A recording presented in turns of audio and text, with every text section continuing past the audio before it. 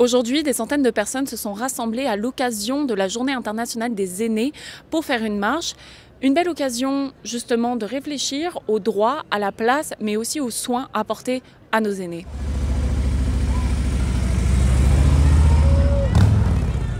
Pour cette 5e édition, le mot d'ordre est simple. Rappeler que vieillir, ce n'est pas seulement perdre des capacités, mais continuer à contribuer activement à la société.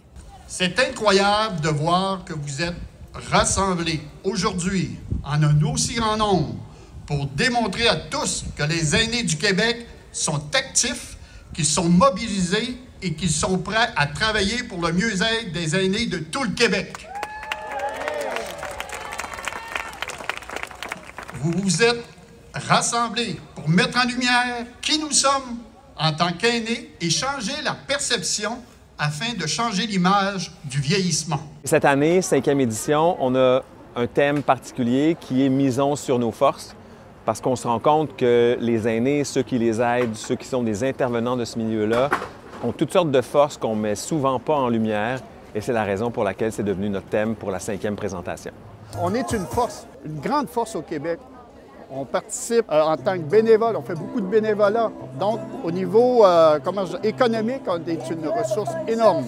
Malgré les efforts, les besoins demeurent criants. Tous rappellent que les services sont encore loin d'être suffisants pour assurer un vieillissement dans la dignité. Vous me demandez si les soins et les services actuels sont suffisants? Absolument pas. Ce n'est pas un point de vue politique pour moi, ce sont vraiment des chiffres. On sait très bien maintenant qu'avec le fait qu'une personne sur 5 est âgée de 65 ans et plus, que dès 2031-32, ce sera 1 sur 4 et 2060 quelques, 1 sur 3.